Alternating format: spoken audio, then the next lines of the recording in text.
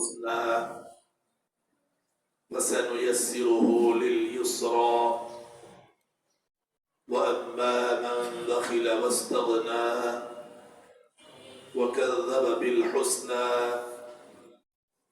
فسنيسره للعسرى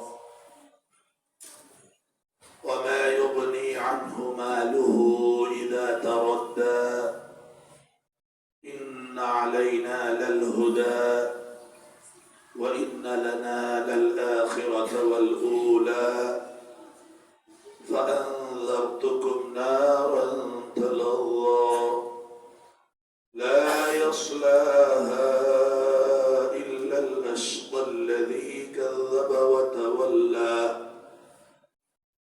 وسيجنبها الأتقى الذي يؤتي ماله يتزكى وما لأحد عنده من نعمة تجزى إلا ابتغاء وجه ربه الأعلى ولسوف يرضى صدق الله العظيم আমরা সালাতের মধ্যে যে দুরূদ শরীফ পড়ি সবাই সেই দুরূদ শরীফ একবার পড়ে নেব আল্লাহুম্মা সাল্লি আলা মুহাম্মাদ ওয়া আলা আলি মুহাম্মাদ কামা সাল্লাইতা আলা ইব্রাহিম ওয়া আলা আলি ইব্রাহিম ইন্নাকা হামিদুম মাজিদ اللهم بارك على محمد وعلى آل محمد كما باركت على إبراهيم وعلى آل إبراهيم إنك حميد مجيد صلاة الجمعة আদায়ের উদ্দেশ্যে উপস্থিত অত্র মসজিদের শ্রদ্ধেয় ইমাম সাহেব, সম্মানিত মুসাল্লিবৃন্দ, আসসালামু আলাইকুম ওয়া রাহমাতুল্লাহি ওয়া বারাকাতুহু। আল্লাহ রাব্বুল আলামিনের দরগাহে আমরা প্রাণ খুলে শুকরিয়া আদায় করছি, সকলে পড়ছি আলহামদুলিল্লাহ আলহামদুলিল্লাহ আলহামদুলিল্লাহ রব্বানা লাকাল হামদ হামদান কাসীরান তাইয়িবান মুবারাকান ফীহি। আমরা আল্লাহ তাআলার প্রশংসা করার সুযোগ পেলাম। আল্লাহ তাআলা আমাদেরকে পৃথিবীতে বাঁচিয়ে রেখেছেন সুস্থতার সাথে, সেজন্য আল্লাহর কাছে আমরা শুকরগুজার হলাম। আর আল্লাহ তাআলা কোরআনে বলেছেন, যারা আমার শুকরগুজার হয়, যারা আমার শুকরিয়া আদায় করে, আমি তাদেরকে বাড়িয়ে দেই। সুবহানাল্লাহ। সম্মানিত হাজিরিন, আমরা সূরাতুল লাইল কোরআনুল কারীমের ক্রমধারায় 92 নম্বর সূরা থেকে গত জুমার আগের জুমা আলোচনা শুনেছিলাম। সেই আলোচনা গত জুমায় আমরা স্থগিত রেখেছিলাম একটা বিশেষ আলোচনাকে কেন্দ্র করে। বিষয়টাকে আপনারা অবশ্যই দেখেছেন। বাংলাদেশের প্রেক্ষাপটে গত জুমার আলোচনাটা খুবই প্রয়োজনীয় ছিল। বাংলাদেশ তথা গোটা মুসলিম বিশ্বে মুসলমানদের শত্রুদের কোনো অভাব নেই। ইসলাম আল্লাহ তাআলার মনোনীত যে জীবন বিধান আল্লাহ তাআলা আমাদেরকে দান করেছেন, এই জীবন বিধান নিয়ে আমাদের স্বাভাবিকভাবে চলতে বাতিলেরা দিতে চায় না। তারা সবসময় চায় যে আমরা যেন বাধাগ্রস্ত হই, আমরা যেন জান্নাতের পথিক হতে না পারি। এইটা হলো সবসময় বাতিলদের চিন্তা ভাবনা থাকে। আর সেই চিন্তা ভাবনা থেকেই তারা সবসময় আমাদের পিছু লেগে থাকে। এক এক সময় এক এক নামে, এক এক সময় এক এক রঙে, এক এক সময় এক এক ঢঙে তারা আমাদের উপরে কঠিনভাবে হামলা চালায়। আর মুসলমানদেরকে ব্যাপারে সবসময় সজাগ এবং সতর্ক থাকা খুবই জরুরি। কারণ হলো, সময় মতো যদি আমরা হোশ করে না উঠি, তাহলে আমাদের অস্তিত্ব হুমকির মুখে পড়বে। এ কথাগুলো আপনারা রীতিমতো বুঝতেই পেরেছেন। আর আল্লাহ রাব্বুল আলামিন এ ব্যাপারে আমাদেরকে কোরআনে একাধিকবার সতর্ক করেছেন। ইহুদিরা চায় আমরা ইসলাম ছেড়ে দিয়ে ওদের দলে যাই, হিন্দুরা চায় আমরা ইসলাম ছেড়ে দিয়ে ওদের আদর্শ অনুসরণ করি, খ্রিস্টানরা চায় আমরা ইসলাম ছেড়ে দিয়ে খ্রিস্টানদের আদর্শ গ্রহণ করি। সব দল, সব ধর্মের তারা চায় যে মুসলমানরা ইসলাম ছেড়ে দিয়ে আমাদের দলে আসুক। তো আমি আপনাদের কাছে ক্ষুদ্র একজন মুসলিম হিসেবে বলতে চাই, আমাদেরকে আল্লাহ তাআলা যে সম্পদ দিয়েছেন, এই সম্পদ কি তাদের কাছে আছে? নাই। তারা এটা জানে যে মুসলমানদের কাছে যে সম্পদ আছে, এই সম্পদ আমাদের কাছে নেই। আমাদের সব থেকে বড় সম্পদ হলো আমরা আল্লাহ তাআলাকে এককভাবে মানি, তারপরে আমরা ঈমান এনেছি। দ্বিতীয় সম্পদ হলো আল কোরআন, তৃতীয় সম্পদ হলো মুহাম্মদুর রাসূলুল্লাহ সাল্লাল্লাহু আলাইহি ওয়াসাল্লাম, চতুর্থ সম্পদ হলো ইসলাম। আমাদের এতগুলো সম্পদ থাকতে আমরা সম্পদহীনদের কাছে দ্বারস্থ হতে পারি না। সেজন্য গত জুমাতে কথা বলেছি, সারা বাংলাদেশ জুড়ে মুসলমানরা অন্তত একটা প্রতিবাদ করেছে। এমনকি আপনারা খেয়াল করেছেন, গত পরশুদিন বাংলাদেশের সব রাজনৈতিক দল বর্তমান অন্তর্বর্তী সরকারের প্রধান উপদেষ্টার সঙ্গে একাত্মতা ঘোষণা করেছে। বাংলাদেশের স্বাধীনতা, সার্বভৌমত্বের ব্যাপারে সবাই ঐক্যবদ্ধ, এতে কোনো ছাড় কেউ দিবে না। আলহামদুলিল্লাহ। আমাদের জন্য এটা কত বড় একটা হুমকি যে ভারতের মতো একটা দেশ, তারা অনেক বড়, তাদের আয়তনে বড়, জনসংখ্যায় বড়, তাদের অস্ত্রে শস্ত্রে তারা বড়, কিন্তু তারা আমাদের জাতীয় পতাকা ছিঁড়ে ফেলে, আমাদের হাই কমিশনারের বিল্ডিং এ ঢুকে তার ভবন ভাঙচুর করে এবং আমাদের পতাকা ছিঁড়ে ফেলে। আপনারা নিশ্চয়ই খেয়াল করেছেন, এটা নিয়ে কিন্তু বাংলাদেশ চুপচাপ থাকেনি, রীতিমতো সংবাদ পৌঁছে দিয়েছে যে আমরা কিন্তু তোমার অনুগত দাস বাংলাদেশ না। এটা মুসলমানদের, আর আমাদেরকে মাথা উঁচু করে আমাদেরই থাকতে হবে। আর সেই গল্প আপনারা তো জানেন যে সাপ নাকি পীর সাহেব হুজুরের মরিদ হয়েছিল। তো পীর সাহেব হুজুর বলছে কারণে কামড়াবি না, তো সাপ তো কামড়াবে না, তো পাইছে একজন কাঠুরিয়া কাঠ জোগাড় করে, দড়ি পায় না, পাইছে সাপ, কিন্তু সে সাপ বোঝে নেই, সে অন্ধকারে মনে করেছে দড়ি, এটাকে সে এরপরে সেইটা দড়ি মনে করে কাঠকে ভালো করে বেঁধেছে। এরপরে বাড়িতে গিয়ে দেখে যে সাপ দিছে ছেড়ে, মাজা বাঁকাতে বাঁকাতে পীরের কাছে গিয়ে বলছে, হুজুর বলিলেন তো কামড়ানো যাবে না, অবস্থা তো মাজা দেখেন অবস্থা। পীর সাহেব বললেন কামড়াতে নিষেধ করেছি, আর একটা তো নিষেধ করিনি, কি জানো? আমরা ফোঁস করবো না, আমরা কামড়াবো না, ফোঁস তো করা যায়। গত জুমার দিনে যে প্রতিবাদ সভা করেছি আমরা খুলনাতে, কাটাখালীর মোড়ে হয়েছে, সিআরবি বাজারে হয়েছে, চুলকাটি বাজারে হয়েছে, রূপসায় হয়েছে, ওপারে, তার মানে সব জায়গায় মুসলমানেরা ফোঁস করে উঠেছে। এতে ভারত বুঝতে পারছে যে না, সে মাজা ভাঙ্গা সাপ না। কথাগুলোর জন্য বলতে হচ্ছে যে আমাদের অস্তিত্ব আজকে হুমকির মুখোমুখি। হতেও পারে যে আমাদের স্বাধীনতা, সার্বভৌমত্ব নিয়ে যে আমরা বসবাস করছি, এটা হয়তো আমরা ফোর্স না করলে অন্যদের অধীনস্থ হয়ে পড়তে পারি। এই বড় ধরনের অবস্থা থেকে, নাজুক অবস্থা থেকে আল্লাহ তাআলা যেন বাংলাদেশের মুসলমানদেরকে তাদের স্বকীয়তা রক্ষা করে মাথা উঁচু করে দাঁড়াবার জন্য কবুল করে নেন। এটি আমাদের সকলের মনের কথা। আল্লাহ যেন আমাদের দোয়া কবুল করে নেন। সম্মানিত হাজিরিন, আমি দু একটি কথা বলতেছি আন্তর্জাতিক, সেটা না বললে আসলে আমার কিছু দায়িত্ব থেকে যায়। বাংলাদেশে আমরা নাকি সংখ্যালঘুদের অত্যাচার করতেছি, এটা নিয়ে বাইরের দেশেও বেশ কিছু পত্র পত্রিকা লিখতেছে। আপনারা জানেন, ইন্ডিয়ান টাইমস, তারপরে হিন্দু টাইমস, এই সমস্ত পত্রিকা লিখতেছে। ভারতের একজন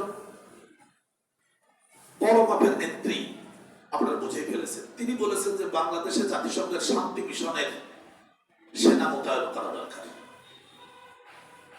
কারণ বাংলাদেশে সংখ্যালঘুদের শান্তি বিঘ্নিত হচ্ছে। আমি বলতে চাই, আপনারা একটু বলুন তো, ভারতে কি মুসলমানরা সুস্থ আছে? কতগুলো মসজিদ, 4000-এর মসজিদকে ওরা গোয়ালঘর বানায় রাখছে। বাবরি মসজিদকে রাম মন্দির বানিয়ে রেখেছে। মুসলমানদের প্রত্যেকদিন অত্যাচার করতেছে। ভারতের নেত্রীকে বলতে চাই, তোমার দেশেই তো জাতিসংঘের শান্তি মিশনের সেনা মোতায়েন করা খুবই প্রয়োজন। তোমার ওই দেশেই মুসলমানরা যারা সংখ্যালঘু হিসেবে বসবাস করে, আপনারা শুনলে হতবাক হবেন না, আপনারা তো সচেতন।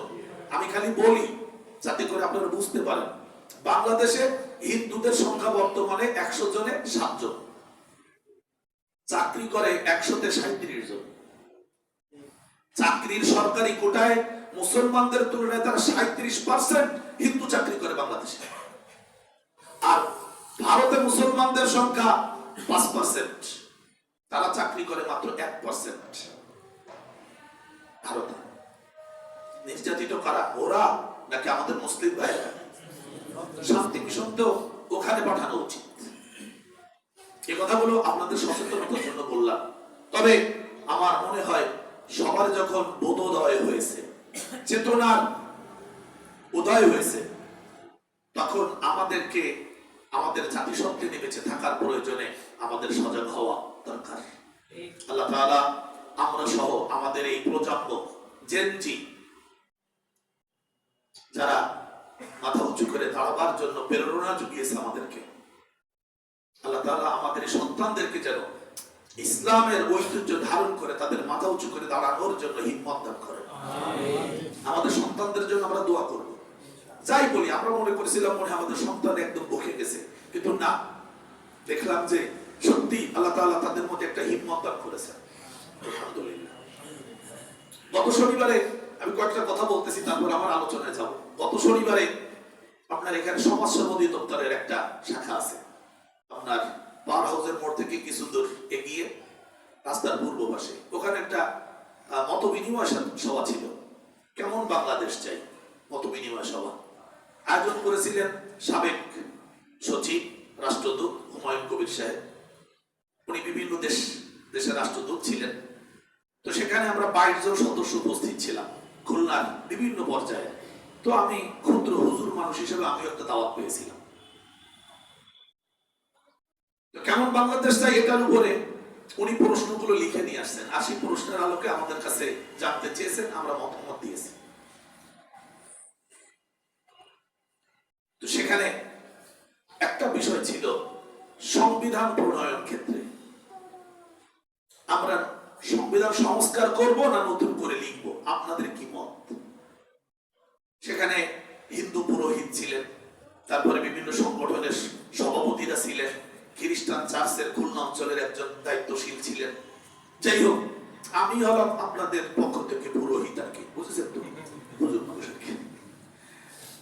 আমি সেখানে ওই সে কথাটাই বলেছি যে বাংলাদেশ স্বাধীন হয়েছে, সংবিধান প্রণয়ন হয়েছে।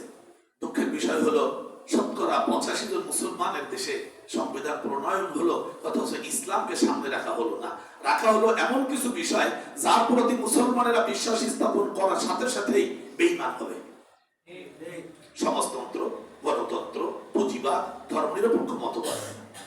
আমি বললাম যে আমি বাংলাদেশের মুসলমানদের পক্ষ থেকে বলছি, এখন বাংলাদেশে শতকরা 91 জন মুসলমান বা 90 জন মুসলমানের দেশে ইসলামকে সামনে রেখে আমাদের সংবিধান প্রণয়ন করা খুবই জরুরি।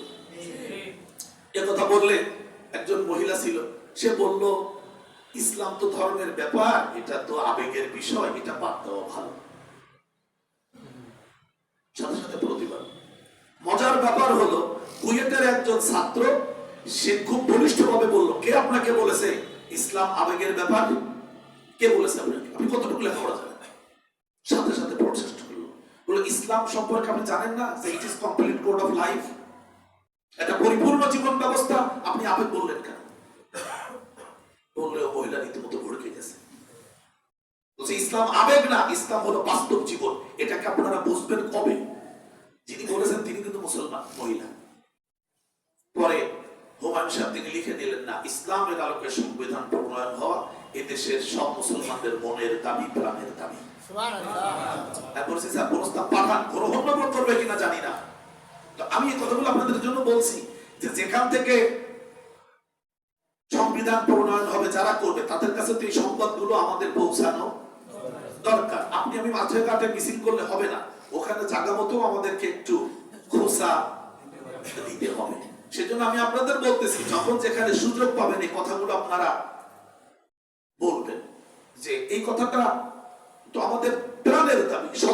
90 জন মুসলমানের দেশে আমাদের সংবিধান ইসলাম থাকা জরুরি কিনা?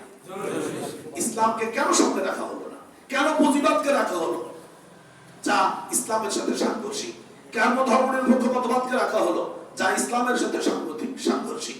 কেন সমাজতন্ত্রকে রাখা হলো যা রাশিয়া থেকে বিতাড়িত হয়েছে, তা কেন রাখা হলো? এই জন্য আমাদের সব জায়গায় সচেতন হওয়া জরুরি। এবং আমাদের ইয়াং জেনারেশন যারা, আমাদের সন্তানরা যারা লেখাপড়া করছে, আমি তাদের কাছে বলবো, যদিও এখানে তাদের উপস্থিতি কম, আমি বলবো যে তোমাদের মধ্যে সচেতনতা থাকা দরকার যে আমরা সব জায়গায় ইসলাম যদি মেনে চলতে পারি তাহলে আমাদের জন্য আল্লাহ তাআলা হয়তো জান্নাতে যাওয়ার একটা নেয়ামত, একটা সুযোগ করে দিবেন। আল্লাহ কবুল করুন। চলুন আজকের আলোচনা সূরাতুল লাইল এর একটা আয়াতের উপরে কথা বলবো। সেটি হলো আল্লাহ তাআলা ইরশাদ করছেন, কসম রাতের এবং কসম দিনের, ওয়াল লাইলি ইযা ইয়াগশা, কসম রাতের যখন রাত সব কিছুকে ঢেকে ফেলে, ওয়ান নাহারি ইযা তাজাল্লা, এবং কসম নাহারের, নাহার মানে দিন, নাহার মানে দিন, লাইল মানে রাত, নাহার মানে দিন। ইযা তাজাল্লা, যখন সে আলোক উদ্ভাসিত হয়, সেই দিনের কসম। আল্লাহ রাব্বুল আলামিন রাত আর দিনের কসম করলেন, তার বিশ্ব ভুবনের সৃষ্টি জগতের ভেতর থেকে রাত আর দিনকে সামনে আনলেন। এরপরে তৃতীয় আয়াতে তিনি বললেন, ওমা খালাকাল যাকারা ওয়াল উনসা, এবং কসম সেই সত্তার যিনি সৃষ্টি করেছেন পুরুষ এবং নারী। পুরুষ আর নারীর উপরে কিছু কথা আপনাদের কাছে তুলে ধরতে চাই। প্রথম আমরা আসব যে নারী আর পুরুষ। আমি গত জুমার আগের জুমায় একটু ইঙ্গিত দিয়েছিলাম, সময়ের দিকে তাকিয়ে কথা দীর্ঘ করি নাই। তা হলো কিভাবে নারী আর পুরুষ তৈরি হয়। গোটা বিশ্বের সৃষ্টি জগতে যত প্রাণী আছে, স্তন্যপায়ী, অথবা আরো সহজ করে বলতে পারি, যে সকল প্রাণীর কান বাইরে, যে সকল প্রাণীর কান বাইরে, এই সব প্রাণীর মধ্যে নারী আর পুরুষ কিভাবে সৃষ্টি হয়? কে তৈরি করেন? কিভাবে তৈরি করেন? কি উত্তর জানা আছে আমাদের? আলী রাদিয়াল্লাহু তাআলা আনহু একটা ছোট্ট প্রশ্নের উত্তর দিয়ে দেয় আপনাদের। তিনি খলিফাতুল মুসলিমিন, চতুর্থ খলিফা ইসলামের, যতদূর আমার মনে পড়তেছে কুফাতে তিনি সফরে গিয়েছেন, নামাজের ইমাম হিসেবে দাঁড়িয়েছেন, ইকামত হয়ে গেছে, ঘুরে দাঁড়িয়ে সবাইকে বললেন, কাতার সোজা করুন, সাওউ সুফুফাকুম ফাইন্না তাসবিয়াতাস সুফুফি মিন তামামিস সালাহ। ইতিমধ্যে একজন লোক দাঁড়া বলছে, আমিরুল মুমিনিন একটা প্রশ্ন আছে। তো বললেন বলো। আমাদের মতো তো আগে লোকটা তো রাগী তো ছিলেন, বললেন বলো। প্রশ্ন নিয়ে নামাজ হয়তো হবে না, খুঁতমুত করবে, শয়তান ওয়াসওয়াসা দেবে। তো বললেন যে কোন প্রাণী ডিম দেয় আর কোন প্রাণী বাচ্চা দেয়? প্রশ্নকারী আলী রাদিয়াল্লাহু তাআলা সহজ উত্তর, যার কান বাইরে থাকে বাচ্চা দেয়, যার কান ভিতরে থাকে ডিম দেয়। আল্লাহু আকবার। মিলায় দেখেন তো ঠিক আছে নাকি উত্তর?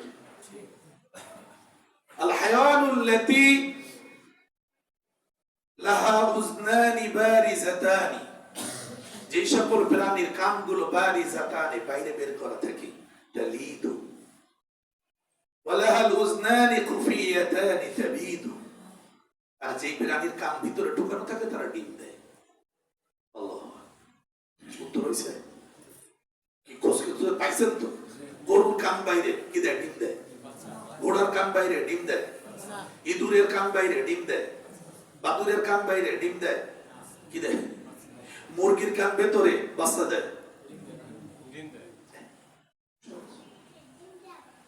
আল আসদায়াত, আল হায়াওয়ানুল আসদায়াত, যে সকল প্রাণী স্তন দান করে, যে সকল প্রাণীর কান বাইরে তারা স্তন দান করে। এই স্তন্যপায়ী প্রাণীদের মধ্যে কি করে পুরুষ আর নারী তৈরি হয়, এটা ভাববার মতো একটা বিষয়।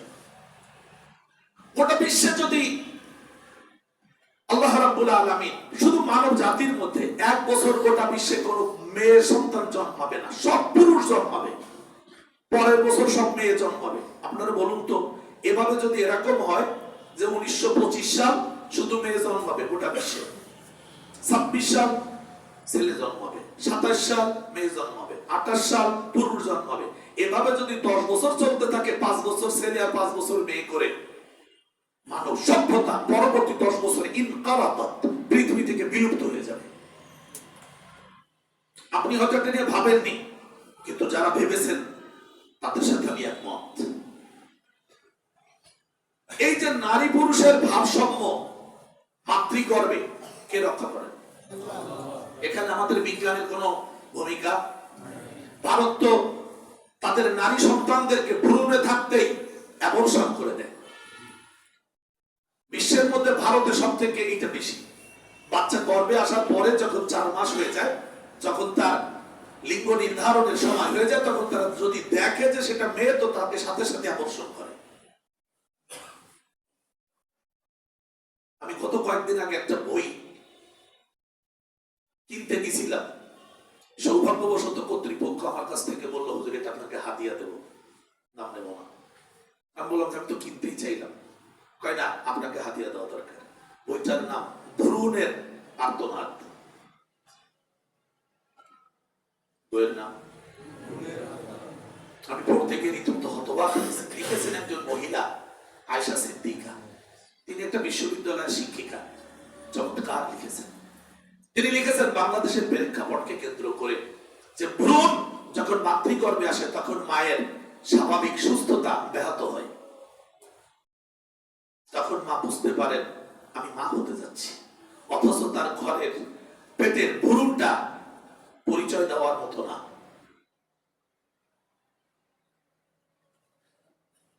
তখন মা সিদ্ধান্ত নেয় যে শেষ, এটাকে বিদায় করে দিবে। সেই ভ্রূণের পক্ষ হয়ে আয়েশা সিদ্দিকা আমাদের ওই বোন কিছু কথা লিখেছেন আমাদের মায়েদের কাছে আর আমাদের মায়েদের মেয়েদের অভিভাবকদের কাছে। এবার আসবো যে আল্লাহ তাআলা আমাদেরকে সৃষ্টি করেছেন একটা বস্তু, আমাদের সকল সৃষ্টির প্রাধান মানে উপাদান একটা, আর তা হলো পানি। ওয়াখালাকা মিনাল মাই কুল্লা শাইইন হাই, তিনি সব মানুষকে, সব জীবিত প্রাণীকে, যার মধ্যে প্রাণ আছে, প্রত্যেকটা প্রাণীকে তিনি সৃষ্টি করেছেন মিনাল মা, পানি থেকে। কি থেকে? পানি থেকে। তাহলে আমাদের সকলের জীবনের অস্তিত্ব পানি। আপনারা জানেন যে একটা কোষ,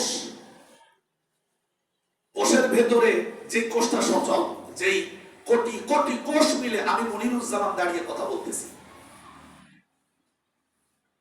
আমার মধ্যে হাড় আছে, হাতের মধ্যে সব জায়গায় হাড় আছে, হাড়গুলো যে সতেজ থাকে তার ভেতরেও পানি আছে। একজন মানুষের মাথার খুলির মধ্যে চিকিৎসা বিজ্ঞান বলতেছে হতবাক করার মতো অসংখ্য ছোট ছোট হাড়ের সমন্বয় আমাদের মাথাটা আল্লাহ তাআলা গঠন করেছে। খুব বেশি না, 2222টা ছোট ছোট হাড়ের সমন্বয়ে একটা মাথা গঠন করা। হাড়গুলো যদি শুকিয়ে যায়, আপনারা জানেন তো, তার শুকিয়ে গেছে। হাড় শুকিয়ে গেলে গোস্তও শুকায় যায়। শুকায় কেন? পানির অভাবে। একটা কোষের ভেতরে যে পরিমাণ পানির প্রয়োজন তা শুনলে আপনি হতবাক হবেন। 100 ভাগের 80 ভাগ হলো পানি। সাইটোপ্লাজম নামে একটা কোষ আছে যার 80 ভাগ পানি। বিজ্ঞান আজকে হতবাক হয়েছে যে কোরআনুল কারীম আল্লাহ তাআলা বললেন তিনি সেই আল্লাহ যিনি সব সৃষ্টি করেছেন পানি থেকে।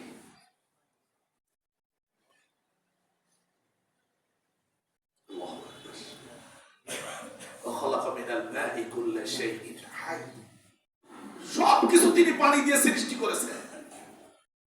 আমি মনিরুজ্জামান, আমিও পানি, পানি দিয়ে আমার সূচনা। আমার পিতৃপৃষ্ঠ দেশ থেকে আমার ম্যাটারনাল দুইটার যে সংমিশ্রণ তাও পানি। দুটো যখন জাইগোট হয়েছে তখনও সেটা পানি। আমি বলিনি, আল্লাহ কোরআনে বলেছেন। প্রশ্ন হলো,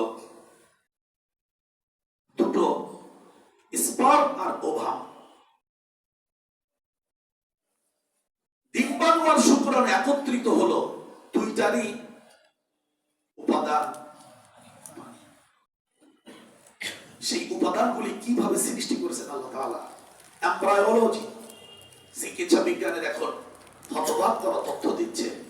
এমব্রায়োলজি, ভ্রূণ তত্ত্ব। আমি তো কোরআন পড়া মানুষ, আগে তো বুঝতাম না, কিন্তু এখন তো সব জানার সুযোগ হয়ে গেছে। এই শুক্রাণু আর ডিম্বাণু একত্রিত হলো, কে একত্রিত করলেন? কিভাবে একত্রিত হয়? শুক্রাণু তো কখনো ডিম্বাণুকে দেখেনি। আমি মনিরুজ্জামান আমার আব্বার দেহ থেকে বের হয়ে অজানা এক গন্তব্যের দিকে দৌড়াচ্ছি। কোন একটা কিছুর সন্ধানে দৌড়াচ্ছি। গতিবেগ একদম কম না, কিন্তু যার সন্ধানে আমি দৌড়াচ্ছি, আমি মনিরুজ্জামান, আমি তাকে কখনো দেখি নাই। কোথায় লুকিয়ে আছে তাও আমি জানি না। সেই ডিম্বাণুটাও অপেক্ষা করছে শুক্রাণুর জন্য, কিন্তু সে জায়গা থেকে নড়ছে না। আপনারা খেয়াল করেছেন, মেয়েরা ঘরে থাকে আর ছেলেরা চারদিক দিয়ে ঘুরঘুর করে বেড়ায়। এ সূচনা তো সেখান থেকেই। ডিম্বাণুটা মায়ের গর্ভে স্থির, শুক্রাণু পৃষ্ঠ থেকে বের হয়ে এসে ঢুকে গিয়ে খুঁজতেছে যে আমি যাকে খুঁজতেছি সে কোথায়। এই দুইজনের মধ্যে যে কম্বিনেশন, দুইজনের মধ্যে যে মিল হলো, এই মিলের মধ্যে যদি কোনো জায়গায় একটু ত্রুটি হয় তাহলে যে সন্তান পৃথিবীতে আসবে সে অটিস্টিক। এই শব্দটা আমাদের কাছে পরিচিত না এখন? অটিজম, অটিস্টিক, প্রতিবন্ধী সন্তানের জন্ম হবে। এত সুন্দর করে সুনিপুণ ভাবে একটার সাথে আরেকটাকে প্রয়োজন মতো, পরিমাণ মতো সংমিশ্রণ করে কোন জায়গায় কোনো ঘাটতি রাখেন নাই। যে সত্তা, তিনি কসম করে বলছেন আমি সেই সত্তা, আমি সেই সত্তা যে মাতৃগর্ভে একটা সন্তানের সূচনা করি। আর এর একটু পরে আমি বলি কোনি পুরুষ হয়ে যাও, কোনি ইনাসা, কোনি উনসা। ও ডিম্বাণু, তুমি জাইগোট হয়েছো, আমসাজ হয়েছো, তুমি নারী হও। আপনি বলবেন এটা মহাকালের মহাচক্রে হয়ে গেছে। আপনারা বলতে পারবেন অ্যাক্সিডেন্ট করে কখনো কেউ সুস্থ হয়েছে? আকস্মিক ভাবে কোনো ঘটনা ঘটলে তাতে কেউ সুস্থ হয়েছে? বাস দুটো মুখোমুখি হলে কোনো বাস সুস্থ থাকে? আকস্মিকতা নয়, বরং এটা সুপরিকল্পিত। মহাপ্রক্রমশালী স্রষ্টার পক্ষ থেকে সৃষ্টির পরিকল্পনার বাস্তবায়ন, যার বাস্তব নমুনা আমি আর আপনি।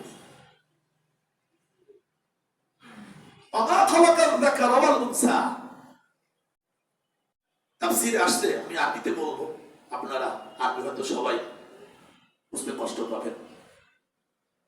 লাউ কানাতিল উমাম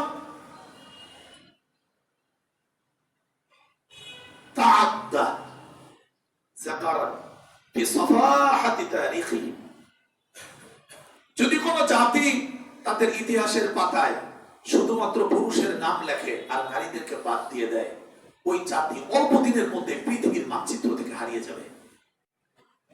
আপনারা খেয়াল করে দেখেছেন যে আমরা আদমশুমারিতে দেখতে পাই নারী পুরুষের সংখ্যা প্রায় কাছাকাছি। নারী পুরুষের সংখ্যা প্রায় কাছাকাছি। কেন? কে ঠিক করেন?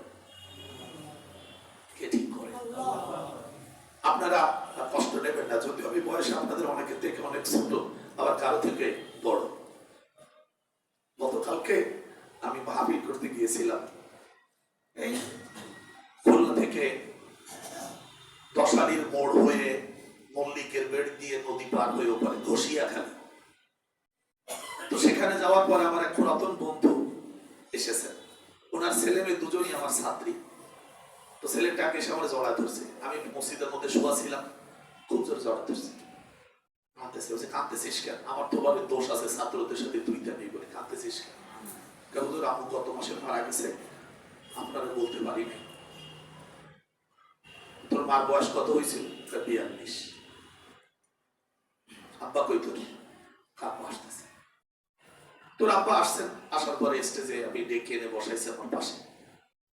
খাবার খাওয়ার সময় আমার বাম পাশে ছিলেন, আমার বলছেন মনির ভাই আমি সহ্য করতে পারছি না। সপ্তম শ্রেণীতে যখন আপনার ভাবি পড়তো তখন বিবাহ করেছিলাম। এরপরে ফাজিল পরীক্ষা যখন দেখ তখন মামুন, ওই যে ছাত্রের সাথে আমি কথা বলে, ওর জন্ম হয়েছে। তাই বললাম মামুনকে আবার আমি বলে দিয়েছি তোর আব্বাকে খুব দ্রুত একটা বিবাহের ব্যবস্থা করে দিস। আমি কথাটির জন্য বলছি, আমরা যারা এখানে পুরুষের আছে, আমাদের ঘরে স্ত্রীর আছে, বাড়িতে গিয়ে দেখলেন কোন স্ত্রী নেই, আপনার ছেলে মেয়েরা আছে, শুধু স্ত্রী নেই। নেই তো নেই, নেই। আপনি একটু কল্পনা করুন তো আপনার আমার জীবনটা।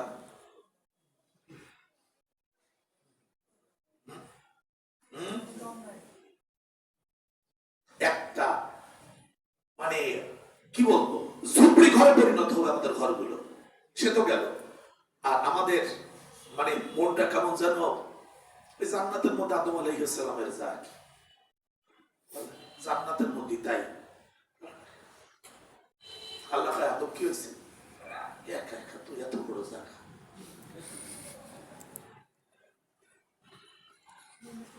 নারীবিহীন পৃথিবী একটা নরক, আর পুরুষবিহীন পৃথিবী একটা দোজখ।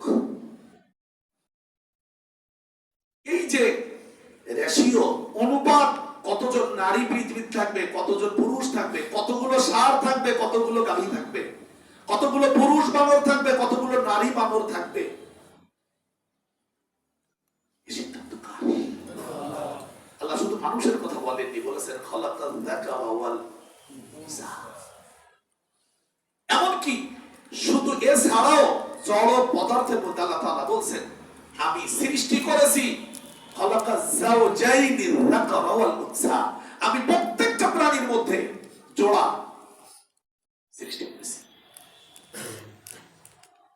সৃষ্টি করেছি আপনারা চাউলটা ভালো করে উপরে রং ফেলে দিয়ে সূর্যের আলোয় ধরে দেখবেন, তার মধ্যে দুইটা অংশ বোঝা যাবে।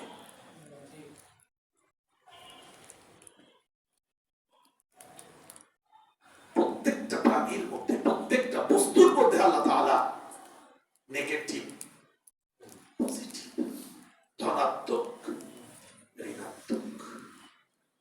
আল্লাহ বলছেন এটা আমার সৃষ্টির কৌশল, আমি বানাই, কে নেগেটিভ হবে কে পজিটিভ হবে। শুধু তাই না, পৃথিবী সুন্দর করে পরিচালনার জন্য প্রত্যেকে তার দায়িত্ব পালনের জন্য আমি যোগ্যতাটাও তার মধ্যে ইনপুট করি।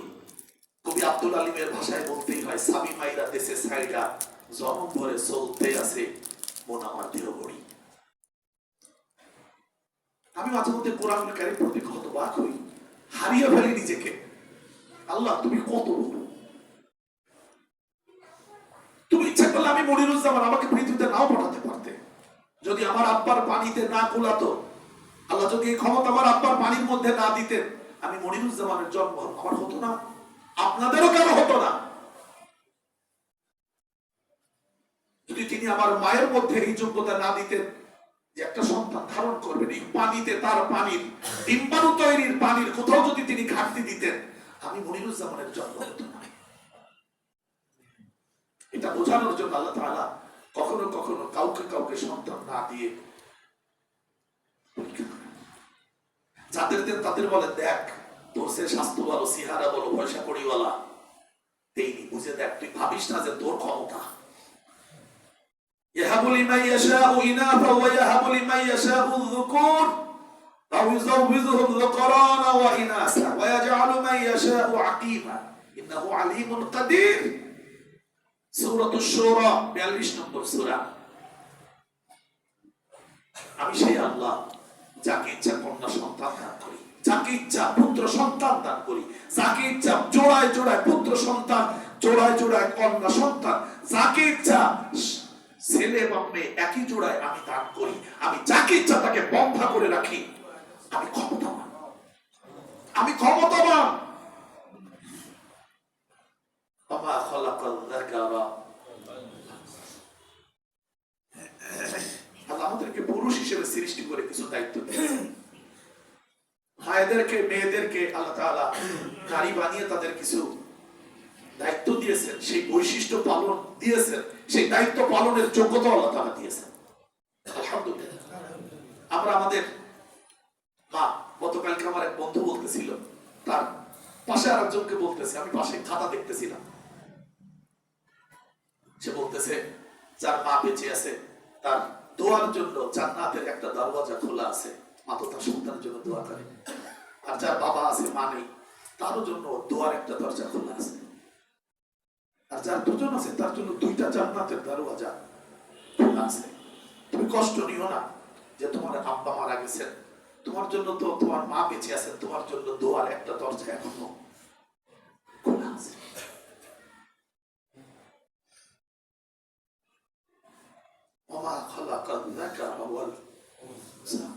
আমার উস্তাদ খুবই এখন অসুস্থ আছেন, মৌলানা মতিউর রহমান, বাড়ি চালতা বনিয়া মোড়েলগঞ্জ।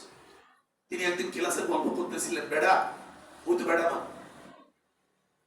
কি ঝামেলা বাসে তুই দেশি মানুষ, কথা বলতেন, আমিও কিছু বুঝি। তখন বলতেছেন বাড়ি গেছিলাম, মোর ছোট মাইয়া দৌড়ে গেছে মধ্যে, ওইখানে দুইটা যে সুবা দিছি, হে মোর গাল একটা ধাক্কা দিয়ে নেমে গেছে। কথা হুজুর মোসের খোসা লাগছে এর পিঠে। মেয়েরে সুমা দিতে গেছেন, হুজুর মোস কেটেছেন, মোসের সুচালু চুলগুলো তার মুখে লেগে ব্যথা পেয়েছে। সেজন্য আল্লাহ তাআলা আমাদের মায়েদের মুখে মোস ওদের নেই, দাড়ি ওদের নেই, যে সন্তানেরা তার মাতৃ সেবক থেকে বঞ্চিত হয়। আমা খালাকাল যাকারা ওয়াল উনসা, কে তোমাদের মধ্যে সৃষ্টি করলেন নারী এবং পুরুষের এই পার্থক্য কে সৃষ্টি করেছেন? আল্লাহ তাআলা কসম করে বলছেন, আমি সেই সত্তা। ওয়াল লাইলি ইযা ইয়াগশা ওয়ান নাহারি ইযা তাজাল্লা ওমা খালাকাল যাকারা ওয়াল উনসা। আমার এক উস্তাদ মরহুম আব্দুল মজিদ সাহেব ক্লাসে একবার জিজ্ঞেস করেছিলাম মেয়েদের মায়েদের প্রত্যেক মাসের অসুস্থতা নিয়ে। আমি বললাম যে হুজুর এই রক্ত কোথা থেকে আসে? উস্তাদ আমার বললেন, এত বড়দের মতো প্রশ্ন করিস, তোমরা ছাত্রগুলোই তো বলো, বলেন কাতে একই খাবার গাভীতেও খায়, ষাঁড়েও খায়। গাভীর দুধ বুঝিস না, ষাঁড়ের তো দুধ হয় না, ষাঁড়েও মাঝে মাঝে এই ঘাস একটু বেশি খায়, তারপরেও দুধ হয় না, কারণ ওর দুধ হওয়ার জায়গা নেই, আছে দুধ হয় না কেন, ওই একই কারণ। এই যে নারী সৃষ্টি করার ভেতরে যে মেকানিজম সৃষ্টি করে দেন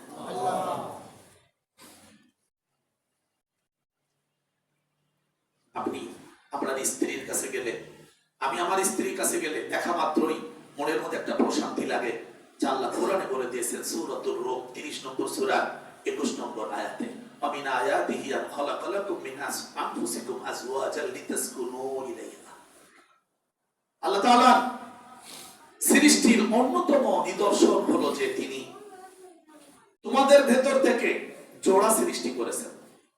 এখানে আলাদা নারী পুরুষ বলেননি, লিতাসকুনু ইলাইহা। তোমরা যে যার কাছে কাউ না করে গেলেই মনের মধ্যে একটু ভালো লাগে। স্বামী স্ত্রী, স্ত্রী পাশে স্বামী গেলে, স্বামীর পাশে স্ত্রী গেলে দুজনের মনের মধ্যেই ভালো লাগে। আল্লাহ তাআলা বলছেন ওয়াজআলা বাইনাকুম মাওয়াদ্দাতা ওয়া রাহমা, আমি তোমাদের মধ্যে মাওয়াদ্দা, প্রেমের বন্ধন তৈরি করে দিয়েছি, আর রাহমা, এবং আমি তোমাদের একের প্রতি অপরের দয়া, আমি এই মানসিকতা তোমাদের দুজনের মধ্যেই তৈরি করে দিয়েছি। তাফসিরে এসেছে, ইমাম সাহেব হুজুর তো খুব বড় মাপের আলেম, তাফসিরে জালালাইন সহ তাফসিরে ইবনে কাসির, কুরতুবী, তার মধ্যে এসেছে যে যতদিন যৌবন থাকে নারী পুরুষের ততদিন থাকে মাওয়াদ্দা। যখন যৌবনের চাহিদা থাকে না তখন একজনের সাথে আরেকজনের বন্ধন তৈরি হয় রহমতের। স্ত্রীর বয়স 70, স্বামীর বয়স 82, এখন তো আর যৌবনের চাহিদা নেই। স্ত্রী যাচ্ছে জামাই বাড়ি, বলতেছে স্বামীকে আমি তো জামাই বাড়ি ঘুরে আসি, আসবা কবে? সপ্তাহখানেক থাকবো, মেয়েটা অসুস্থ, যাও তাড়াতাড়ি এসো। 3 দিনের মাথায় বুড়ো গিয়েও হাজির। কিরে আপনি আসলেন? আসলাম, তোমার জামাই বাড়ি আমার জামাই বাড়ি না। আসলে কি জামাই বাড়ি গেছে? জামাই শাশুড়িকে দেখতে গেছে। ওয়াজআলা বাইনাকুম মাওয়াদ্দাতা ওয়া রাহমা, আমি বলতেছি আমি কোরআন টুকটাক পড়ার সুযোগ আল্লাহ করে দিয়েছেন, এর ভেতরে ঢোকারও কিছু সুযোগ করে দিয়েছেন। আমি হতবাক। ও রব, তোমার সৃষ্টির কাছে আমরা মাথা নত করে সুজুদ করছি। রব্বানা লাকাল হামদ হামদান কাসীরান তাইয়িবান মুবারাকান ফীহি, ইয়া রাব্বি লাকাল হামদু কামা ইয়ানবাগি লিজালালি ওয়াজহিকা ওয়া আযীমি সুলতানিক। সম্মানিত হাজিরিন, অনেক কথার মধ্যে লুকানো সৃষ্টি জগৎ সম্পর্কে এক বিশাল অধ্যায়, যেখানে আল্লাহ তাআলা নেগেটিভ পজিটিভ, ধনাত্মক ঋণাত্মক, এমনকি প্রত্যেকটা পরমাণুর মধ্যে ভাঙলে যে অংশগুলো বের হয়, এটা আপনারা সায়েন্সের ছাত্র যারা তারা আরো ভালো জানেন, আমি সায়েন্সের ছাত্র না, টুকটাক পড়ে যা বুঝেছি, একজন আরেকজনকে আকর্ষণ করতে থাকে। আল্লাহ তাআলা এভাবে গোটা সৃষ্টি জগৎ সৃষ্টি করে রেখেছেন, সুবহানাল্লাহ। তবে নারীদের একটা অনুপম বৈশিষ্ট্যের কথা বলি।